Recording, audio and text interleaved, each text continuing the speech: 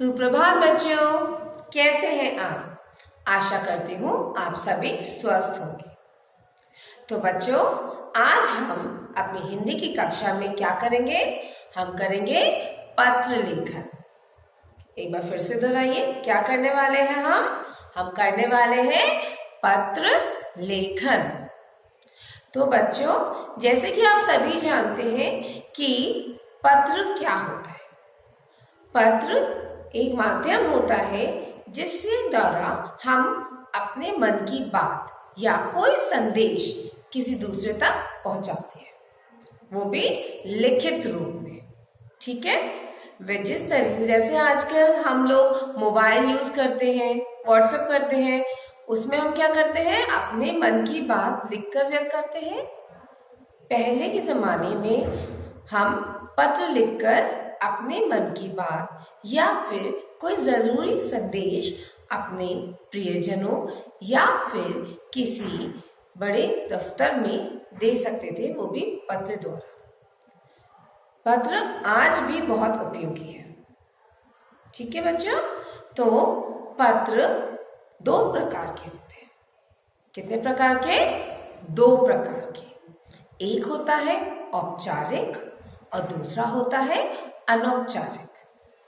तो पत्र हमने कौन कौन से प्रकार के पढ़े? दो प्रकार के। पहला होता है औपचारिक और दूसरा होता है अनौपचारिक। तो औपचारिक पत्र कौन से होते हैं?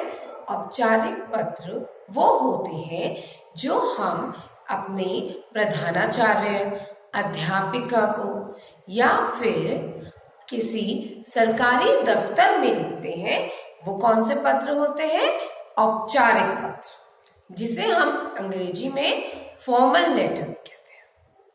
और अनौपचारिक पत्र कौन से होते हैं? अनौपचारिक पत्र वो होते हैं जो हम अपने रिश्तेदारों को, दोस्तों को, माता पिता को लिखते हैं।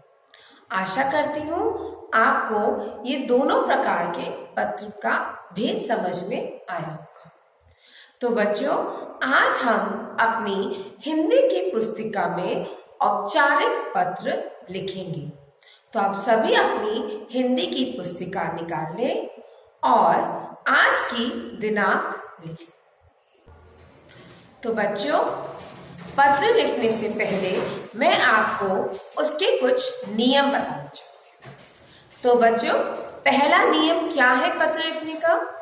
पत्र लिखने से पहले हमें हमेशा ध्यान रखना चाहिए कि पत्र की जो भाषा है वो बहुत ही सरल होनी चाहिए। हमें सरल शब्दों का इस्तेमाल करते हुए अपने मन की बात या अपने विचार को स्पष्ट रूप से लिखना चाहिए। पहला नियम हो गया सरल भाषा। दूसरा नियम है कि पत्र बहुत लंबा नहीं होना चाहिए। पत्र हमेशा छोटा होना चाहिए और भाषा उसकी सरल होनी चाहिए और स्पष्ट होनी चाहिए, जो आपको आराम से समझ में आ जाए। ठीक है। तीसरा नियम है कि आपकी लिखावट, हमारी लिखावट साफ होनी चाहिए। जैसे कि आपको पता है कि पत्र एक लिखित रूप से लिखा जाता है, जिसके अंदर हम अपने विचारों को, मन की बात को लिखकर स्पष्ट करते हैं, तो जिसमें लिखावट का बहुत ही बड़ा महत्व है। अगर लिखावट साफ नहीं होगी, स्पष्ट नहीं होगी, तो पढ़ने वाला उसका गलत अर्थ भी निकाल सकता है। तो आशा करती हूँ आपको ये तीनों नियम सही से समझ में आए होंगे।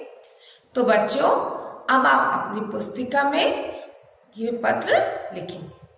तो आज का पत्र का विषय है बच्चा, आवश्यक कार्य हेतु अवकाश पत्र।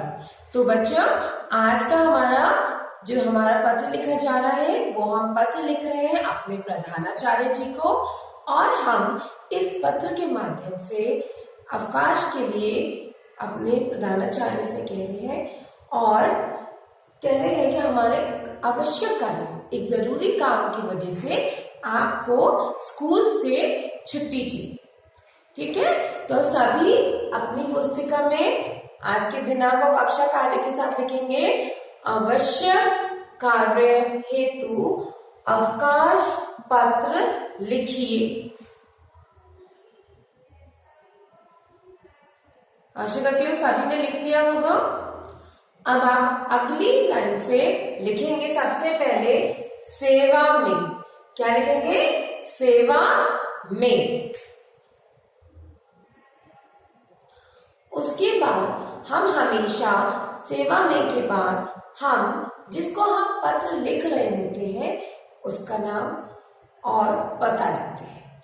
तो हम ये पत्र किसको लिख रहे हैं अवकाश के लिए? अपने स्कूल के प्रधानाचार्य जी को।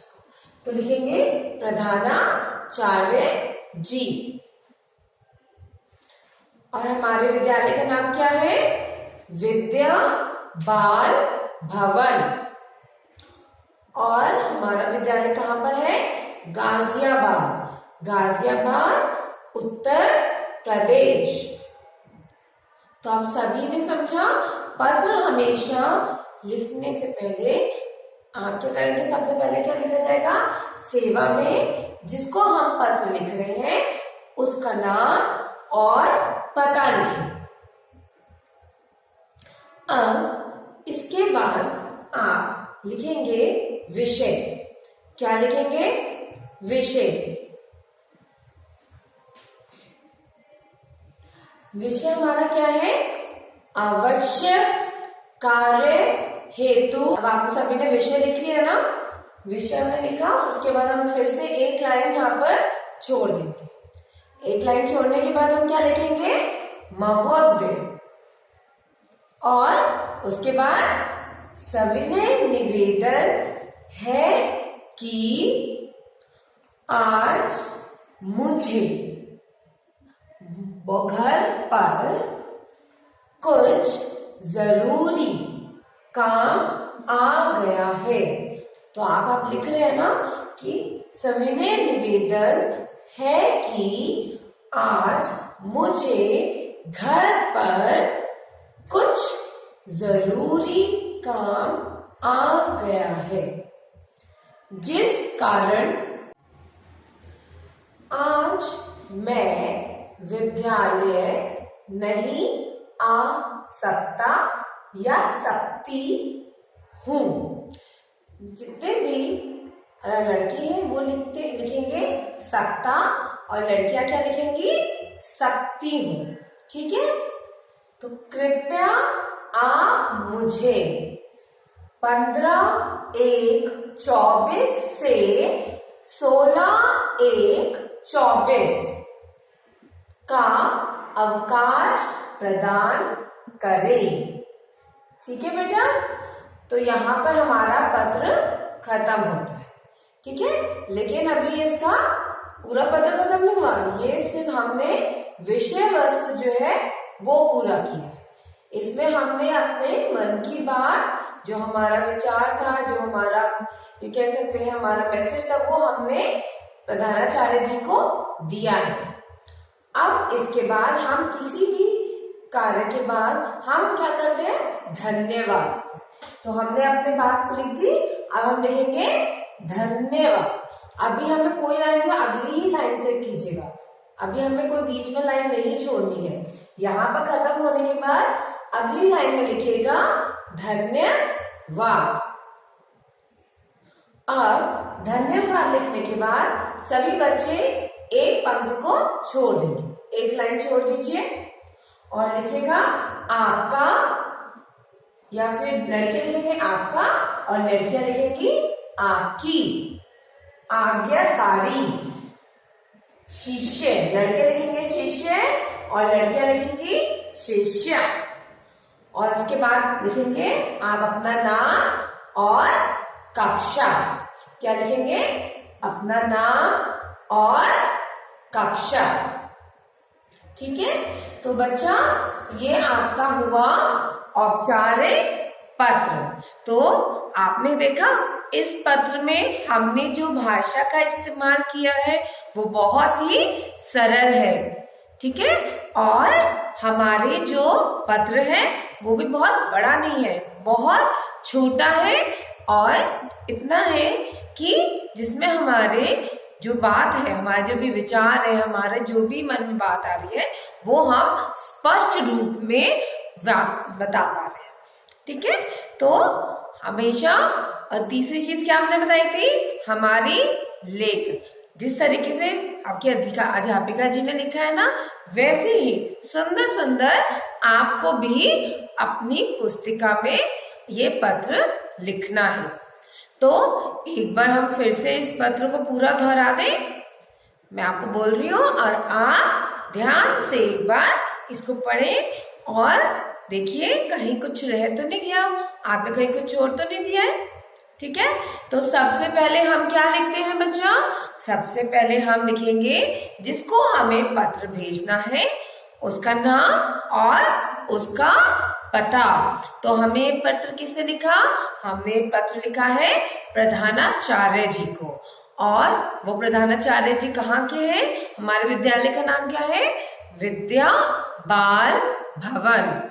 और विद्या बाल भवन का पूरा पता क्या है, ये कहाँ पर स्थित है, ये गाजियाबाद में है, उत्तर प्रदेश। और उसके बाद हम एक पंक्ति छोड़ के क्या लिखते हैं, विषय। और विषय में क्या आता है कि हम इस पत्र में लिख किस बारे में रहे हैं। तो हमारा ये पत्र किस लिए था, हमें अवकाश चाहिए थी, किस लिए, आवश्यक कार्य हेतु अवकाश पत्र। ठीक है, उसके बाद हम फिर से एक पंक्ति छोड़ेंगे और लिखेंगे महोदय। ठीक है, और फिर अगली लाइन से हम क्या करते हैं, हम अपना विषय वस्तु जो हमें पत्र में अपनी बात कहनी है हम वो लिखना प्रारंभ करते हैं। विषय वस्तु में जो बात हमें लिखनी है वो हम लिख देते हैं। उसके बाद जब वो बात पूरी हो जाती है तो उसके बाद हम क्या कहेंगे, हम कहेंगे धन्यवाद। फिर उसके बाद फिर हम एक पंक्ति छोड़कर लिखेंगे आपका या आपकी आज्ञाकारी शिष्य, या शिष्य आएगा या फिर शिष्या। शिष्य आएगा लड़कों के लिए और शिष्या आएगी लड़कियों के लिए। ठीक है, फिर आपको अपना खुद का नाम लिखना है और क्या करना है, अपनी कक्षा लिखनी है। तो आशा करती हूँ आपको ये पत्र अच्छे से लिखना आया होगा और किसी भी कठिनाई का सामना नहीं करना पड़ा होगा। ठीक है बच्चों, तो आज की कक्षा हमारी यहीं समाप्त होती है। ठीक है, धन्यवाद।